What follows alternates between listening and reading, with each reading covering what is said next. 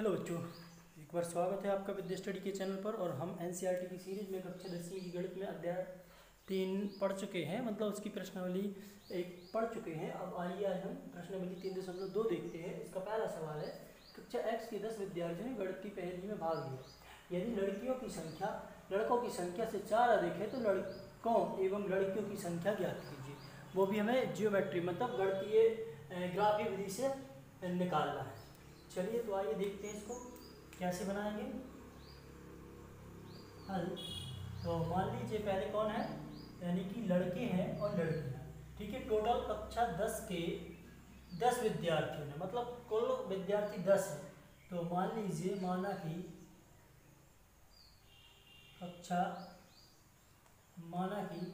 लड़कों की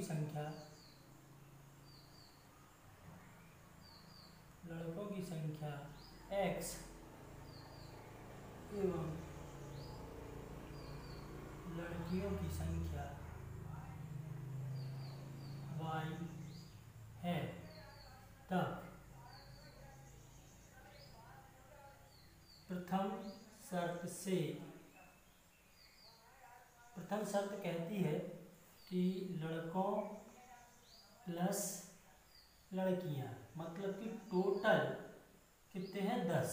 ठीक है बच्चों, तो यहाँ पर लड़के कितने मान लिए हमने, लड़के मान लिए हैं x, तो x धन y बराबर 10। इसको दे दीजिए समीकरण 1, मतलब हमारा एक रैखिक समीकरण निकल के आ गया। ठीक है, अब बाकी का दूसरा निकालना है। तो आइए दूसरी शर्त देखते हैं। दूसरे में क्या कहा कि लड़कों की संख्या से 4 अधिक है, किसकी, लड़कियों की संख्या, मतलब कि सेकंड शर्त हो जाएगी अपने पास। द्वितीय शर्त से क्या कह रहा है कि जो लड़कियों की संख्या है, जो लड़कियां हैं वो क्या है, लड़कों की संख्या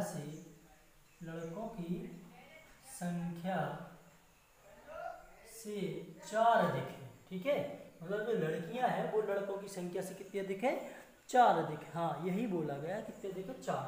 तो लड़कियां मानी थे बनने y, लड़के माने थे x और धन 4। तो इसका पक्षांतर कर लीजिए, तो क्या हो जाएगा, लड़का x धन का y बराबर में 4, या लड़का अंदर गुणा कर लीजिए तो x लड़का y और लड़का 4। जब हम लड़का अंदर गुणा करेंगे तो यहाँ भी होगा और इस साइड भी होगा। ठीक है, उसको दे दीजिए समीकरण 2।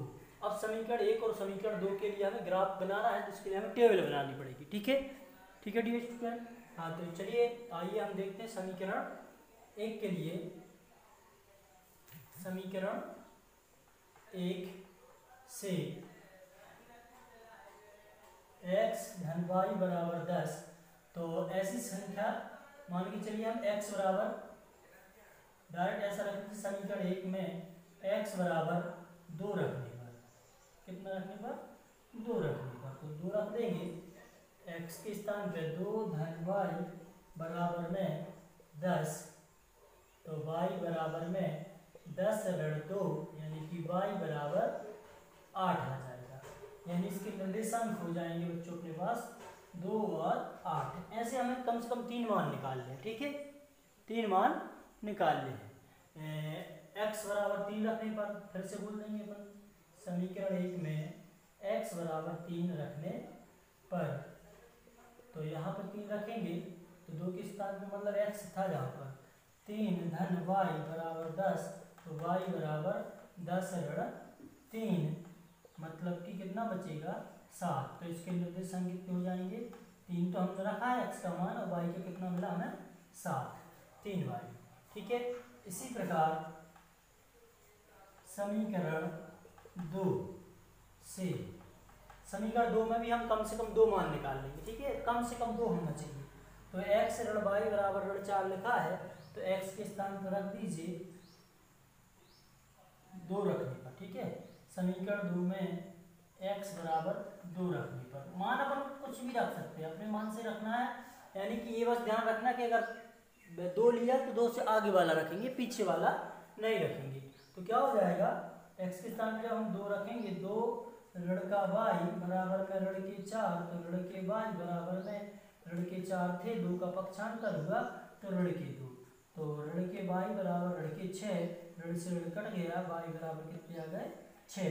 तो इसके निर्देशांक कितने आ गए, x का रखा अपन ने 2, तो y का कितना मिला 6, 2 6। चलिए मैं थोड़ा सा इसको रब कर देता हूँ क्योंकि नीचे आपको दिखेगा नहीं।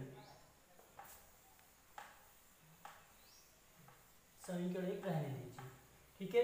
तो इसको अब x बराबर रख लेते हैं अपन, x बराबर 3 रखने पर तो हो जाएगा क्या, इसमें रखना है समीकरण 2 में अच्छे इसमें।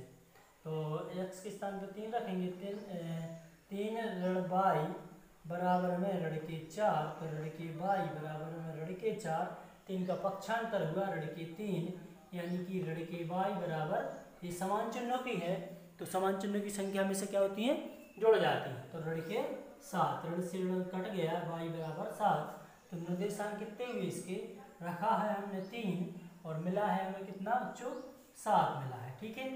तो ये हमारे पास मान हो गए। तो एक काम करते हैं, टेबल बना लेते हैं, समीकरण 1 की टेबल अपन यहीं पर बना देंगे। चलिए आप मान रख लीजिए कहीं पर, क्योंकि मुझे रब करना है इसलिए मुझे मानों की जरूरत पड़ेगी, लेकिन आपके उसमें चलिए यहाँ पर समीकरण 1 यहीं पर बना देते हैं, x और y। पहले x का मान रखा था अपन ने कितना, x का मान रखा था अपन ने 2, तो y का मिला था, y का कितना मिला था अपन को, हाँ ये रखा था तो 8 मिला था। फिर अपन ने रखा था x का मान 3, तो y का मिला था 7। और इसी प्रकार इसमें इसकी टेबल बनाएंगे तो एक्स वाई, यानी x का मान जब हमने रखा कितना, x का मान जब हमने रखा स्टार्ट में 2, तो y का मिला हमें 6, और जब हमने 3 रखा तो y का मिला हमें 7। तो ये 2 टेबल की हमें ज़रूरत पड़ेगी। चलिए इसका ग्राफ देखते हैं। तो ग्राफ के लिए हमें, हाँ अब ये मैं नोट कर लिया होगा आपने, अगर नहीं किया तो थोड़ा सा रुका के इसको नोट कर लीजिए, मैं रब कर देता हूँ, क्योंकि हमें अब ग्राफ के लिए हमें अक्ष बनाने पड़ेंगे x और y, ओनली हमें टेबल बस चाहिए है, ठीक है। तो ये हमारा हो गया x अक्ष, ये हो गया हमारा y अक्ष, थोड़ा सा ऐसा कर लीजिए इसको, ये हो गया x, ठीक है, और ये हो गया y, क्योंकि हमें x और y की बस जरूरत पड़ेगी, माइनस वाले की नहीं पड़ेगी क्योंकि माइनस है ही नहीं हमारे पास, ठीक है। तो यहाँ से ले लीजिए, ऋण 1 कहलाया, यहाँ पे 0 है, और यहाँ पे ऋण 1 कहलाया, 1 2, अच्छा थोड़ा पास लीजिए, 2 3 4 5 6 7, ये x अक्ष है, क्या है बच्चों, ये x अक्ष है, और यहाँ पे देख लीजिए ये क्या है, y अक्ष है। तो यहाँ पे 1 2 3 4 5 6 और ये 7, ठीक है। मैक्सिमम हमारा अंक 7 है, तो इसलिए हम ग्राफ भी 7 तक ही बनाएंगे, ठीक है। आइए हम पहले समीकरण के लिए, समीकरण 1 क्या था हमारे पास, समीकरण 1 था x धन y बराबर 10, और दूसरा था x ऋण y बराबर ऋण के 4। तो समीकरण 1 के लिए हमारे पास टेबल ये थी, यानी x का मान 2, तो y का 3, ये रहा, यानी कि हमें यहाँ पे मिलेगा, ठीक है। और दूसरा x का मान 3, तो y का 7, तो x का मान 3 तो ये रहा, y का 7 ये रहा, मतलब कि लगभग यहाँ पर, ठीक है। आप स्केल और ग्राफ में बनाएंगे तो कोई दिक्कत नहीं है। वही मैंने मिला दिया, इसको डॉट डॉट करना है, क्या करना है अभी, डॉट डॉट करके मिलाना है। ये क्या था अपने पास, ये 2 और 3 था, और ये कितना था, 3 और 7 था। आइए दूसरा समीकरण देखते हैं। समीकरण 2 क्या था, 2 और 6, x का मान 2 और y का कितना 6, यानी कि लगभग यहाँ मिलेगा और ये यहाँ मिलेगा। एक्चुअली में मैंने दूरियाँ क्या की हैं, नाप ही नहीं है, ठीक है, मतलब कहीं दूरी कम हो गई, देखिए आप, तो बराबर दूरी जब आप ग्राफ में बनाएंगे तो और बेटर अच्छा आएगा। हाँ, और अब की बार x का है 3, तो y का फिर से क्या है 7, यानी कि यानी कि जब हमारा समीकरण 1 का हमने ग्राफ बनाया तो कैसा रहा, इस टाइप से रहा। ठीक है, यहाँ से जाएगा ये इन दोनों बिंदुओं को होते हुए, और जब हमने दूसरा बनाया तो दूसरा अपना जाएगा इससे होते हुए इस बिंदु, ये बिंदु दोनों में कॉमन है, मतलब कि ए इस साइड से ऐसा निकल जाएगा और ये रहा।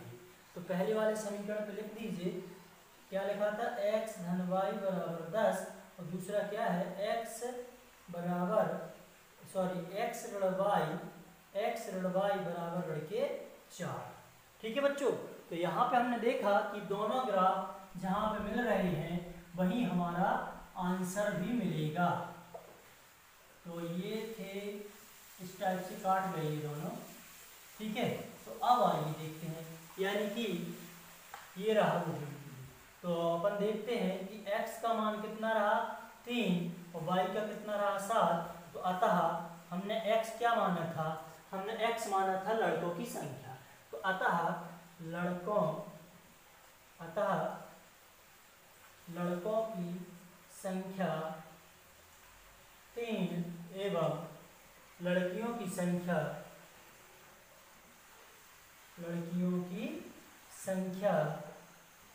7 होगी। ठीक है डियर स्टूडेंट, तो ये अपना सवाल हो गया, ग्राफी विधि से हल करना था। अच्छा सवाल था और इम्पोर्टेंट था। चलिए, तो अब इसके बाद अगले सवाल में मिलते हैं। ठीक है, इसको कर लीजिए और अपने दोस्तों के साथ शेयर भी कर दीजिए।